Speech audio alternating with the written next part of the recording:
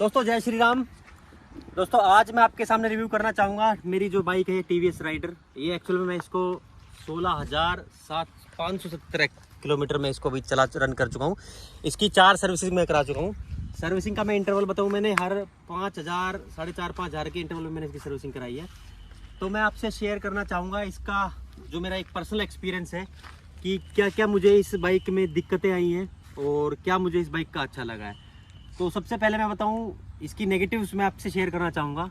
तो पहला नेगेटिव मैं आपको बताऊं इस बाइक का जो मेरे को लगा वो ये है, अभी रिसेंटली जैसे पहले मैं सिंगल अकेला इस बाइक को चलाता था, लेकिन अभी कुछ टाइम से क्या हुआ, हम 2 लोग इस बाइक पर बैठ के जाने लगे। लेकिन क्या हुआ, जब 2 लोग बैठ के जाने लगे तो इस बाइक की जो हैंडलिंग है वो काफ़ी टफ हो गई थी और बहुत ही आपको अनकंफर्टेबल फील होने लगेगा और आपको टायर्ड भी बहुत फील होगा।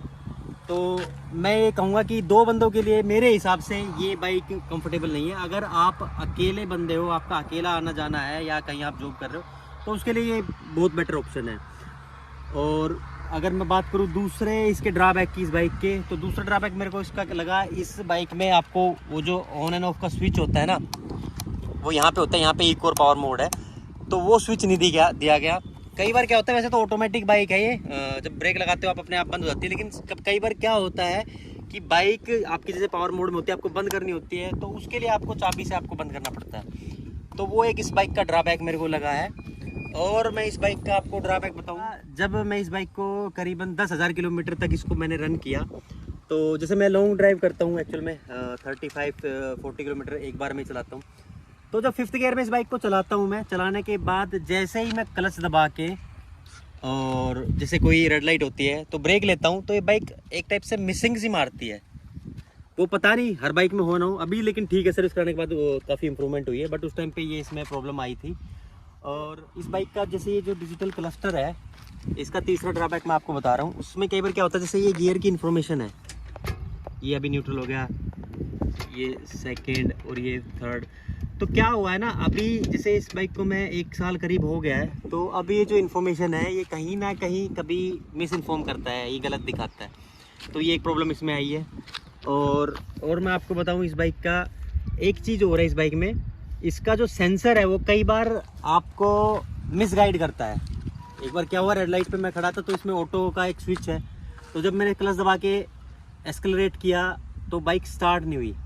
तो मैंने सोचा कि यार क्या हो गया। फिर उसके बाद मैंने इस बाइक को ऑफ करके ऑन किया, फिर क्लच दबा के फिर मतलब सेल्फ स्टार्ट करने की कोशिश की, तब भी स्टार्ट नहीं हुई। तो थोड़ा टाइम लग गया उसको होने में। और उसके बाद क्या आ गया, इसमें एक हजार्ड का साइन बोर्ड आ गया अपने जो डिजिटल क्लस्टर के अंदर, तो वो अपने आप आ गया और कोई प्रॉब्लम नहीं थी बाइक के अंदर, बट स्टिल लेकिन कुछ दिनों बाद वो अपने आप ही चला गया। तो वो एक थोड़ा सा एरर लगा लो, इस बाइक का लगा लो, या फिर कोई टेक्नोलॉजी का एरर है, वो एक इसमें प्रॉब्लम आई थी।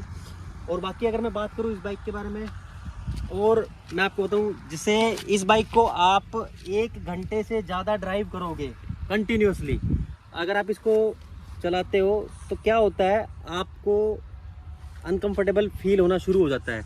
जो इसकी सीट्स हैं, इसकी एक लिमिट है, आप 1 घंटे तक चलाओ कोई इशू नहीं है, अकेले चलाओ अच्छी चलेगी बाइक। बट जब आप ज़्यादा टाइम इस पे राइड करोगे ना, तो ये जो सीट्स है ये आपको खुद ऐसे लगेगा कि मतलब चुभने सी लग जाती हैं, तो उससे बहुत अनकंफर्टेबल फील होता है। तो वो मेरे को इस बाइक का थोड़ा सा एक लगा कि हाँ ये एक ड्रॉबैक है। और मैं बताऊँ, पता नहीं दोस्तों आप लोगों की बाइक के साथ हुआ है नहीं हुआ है, एक्चुअली पता नहीं ये क्या है, ना ये बाइक कहीं पे लगी है ना कुछ हुआ है। मैंने 2-3 राइडर में देखा, यहाँ पे पता नहीं क्यों ये क्रैक आ गया है, अपने आप डेवलप हुआ है ये क्रैक। अगर आप लोगों की बाइक में भी ये क्रैक डेवलप हुआ है जो एक बाइक चला रहे, तो प्लीज़ बताइए, इसका रीज़न मैं भी पता नहीं कर पाया हूँ। हालांकि ये बाकी बाइकों में भी सेम मैंने देखा, एक नई राइडर थी उसमें भी यही सेम लोकेशन पे ये क्रैक डेवलप हुआ था, तो मुझे इसका पता नहीं क्यों हुआ है। और इसका एक ड्रॉबैक मैं बताऊँ, ड्रॉबैक लगाओ या फिर ये दिखाओ, इसकी जो पेंट की क्वालिटी है पीछे आप देखोगे, ये काफ़ी पता नहीं चीप है या क्या रीज़न है, ये इतनी जल्दी उतर गई। तो 1 साल के बाद देखो ये आपको प्रॉब्लम आ सकती है इस बाइक में। और मैं कहूँ इस बाइक का, जैसे ये गियर लीवर है, ये जो गियर लीवर है ना, कई बार क्या पैर दुखने लग जाते हैं जब बाइक को हम चलाते हैं ना ज़्यादा देर के लिए, या आप ट्रैफिक में जो हो, तो ये सिंगल गियर लीवर है। हालांकि स्पोर्ट्स बाइक में सिंगल ही होता है, बट मेरे हिसाब से यार ये पूरा देना चाहिए ताकि आप पीछे से भी कंट्रोल कर सको, जिससे आपके पैर मतलब ठीक रहे। तो ये सारे जो है इस बाइक के मुझे जो है ड्रॉबैक लगे, मतलब ठीक है, मैं इनको इतनी बड़ी कमियां नहीं कह सकता हूँ, क्योंकि ये हर बाइक में आप किसी भी सेगमेंट की कोई बाइक लेते हो कि कोई ना कोई उसमें अच्छाई या कोई ना कोई उसमें छोटी मोटी चीज़ें पर्सन टू पर्सन वेरी करती है, किसको उसका क्या चीज़ अच्छी लगती है और क्या खराब। मैं आपको बता देना चाहता हूँ 16,000 किलोमीटर के बाद मैंने इस बाइक में क्या क्या चीज़ें जो हैं चेंज कराई हैं और क्या क्या इसमें खर्चा लगा है। लोग पूछते हैं कि भाई हाँ इतने किलोमीटर में क्या क्या आपको एक्सपेंसेस बियर करने पड़ते हैं। तो इतने किलोमीटर चलाने के बाद एक्चुअली 15,000 किलोमीटर के बाद मैंने अपनी बाइक में सिर्फ और सिर्फ अभी तक जो ये फ्रंट डिस्क ब्रेक है, इसकी पैड है एक, वो 250 रुपये की आती है, ये सिर्फ मैंने अभी तक चेंज कराई है। बाकी अभी तक इसमें पेट्रोल के अलावा मैंने कोई खर्चा नहीं किया। हाँ एक बार इंडिकेटर टूट गया था तो मेरी गलती थी, वो मैं उसको खर्चे में काउंट नहीं करता हूँ। अदरवाइज इसमें मैंने पेट्रोल डलवाने और इंजन ऑयल डलवाने के अलावा कोई खर्चा नहीं किया है। बाइक अभी भी अच्छी चल रही है, बेटर चल रही है और अच्छा एक्सपीरियंस है। नेक्स्ट टाइम मैं इसका जो है इंजन ऑयल एक बार चेंज करूंगा, उसके बाद आपको रिव्यू दूंगा। बाहर से एक बार कोशिश करके देखता हूँ कि क्या ये बाइक परफॉर्मेंस देती है। इसके इंडिकेटर भी चेंज करूंगा मैं, फिर आपको दिखाऊंगा कौन सी कंपनी के इंडिकेटर बेटर है और ग्लो करते हैं। तो दोस्तों अब मैं आपसे बात करूंगा इस बाइक के जो पॉजिटिव पॉइंट्स है और क्या क्या इंप्रूवमेंट्स इस बाइक में हो सकती हैं, जिसके हिसाब से आप डिसाइड कर लेना कि क्या आपको ये बाइक परचेज करनी चाहिए आज के टाइम में या नहीं करनी चाहिए। सबसे बड़ी बात, लोग पूछते हैं कि ये बाइक माइलेज कितना दे रही है, तो मैं आपको बता दूं ये जो बाइक है अभी भी अगर आप इसको 60 to 80 के बीच में अगर आप कंटिन्यूसली 5th गियर में ड्राइव कर रहे हो, बीच बीच में आप सिटी में भी चलाओ, कोई इशू नहीं है, तो ये बाइक आपको 50 से 55 का माइलेज ईजिली दे देती है। आप कितनी सर्विस करवा लो ये इतना ही माइलेज देगी। अगर आप इसको प्रॉपर 60 की स्पीड पे चलाओगे तो ज़्यादा दे सकती है, बट मैं एक नॉर्मल बता रहा हूँ, ये 50 to 55 का माइलेज आपको ईजिली देती है।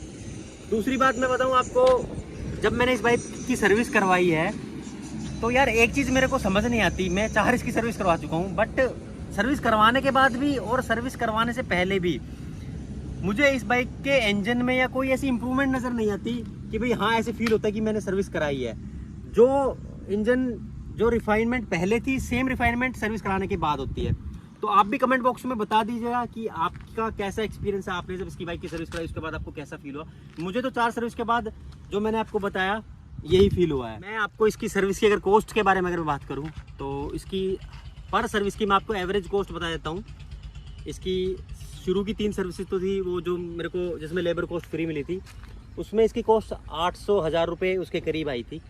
तो इसकी सर्विस की कॉस्ट मैक्सिमम आप लगा लो 1000 से 1200 रुपये इसकी सर्विस कॉस्ट आएगी अगर आप जेन्युइन टीवीएस से इसको अपनी बाइक को जो है सर्विस कराते हो तो। और मैं आपको बताऊँ इस बाइक के बारे में जो मेरे को अभी भी जो बेस्ट लगता है, वो आज भी मैं बताऊँ, इसकी जो पावर है इस सेगमेंट में 125 सीसी के अंदर वो लाजवाब है। बहुत ही पावरफुल बाइक है ये, और इसको जब आप चलाओगे तो आपको खुद महसूस होगा, क्योंकि एक इसका राइवल और है एक्सट्रीम 125 जो निकाली है हीरो ने, वो देखने में थोड़ी स्पोर्टी लुक है उसकी, बट स्टिल मैं आपको सजेस्ट करूंगा आप उसके अलावा आप इस बाइक पे जाइए, क्योंकि ये बाइक उससे लाख गुना बेहतर है। क्योंकि मैंने उस बाइक के रिव्यूज़ भी देखे हैं, काफ़ी उसको मतलब डीपली उसको ऑब्जर्व किया है, तो मेरे हिसाब से ये बाइक उस बाइक को टक्कर दे रही है हर सेगमेंट में। ठीक है, सेकेंडली इस बाइक की मुझे आप ये की देखिए, ये मेरे को अच्छी लगी पर्सनली में, ये मेरा एक्सपीरियंस है। ये देखो इसमें अंदर की साइड ये जो है ये कटआउट्स दिए गए हैं, तो मेरे को ये की बेटर लगी इस गाड़ी की। और इस बाइक का मैं पहले भी बता चुका हूँ, अगर आप कंपैरिजन करोगे तब भी जो इस बाइक का एग्जॉस्ट है, जो साउंड है, इसमें एक बेस है,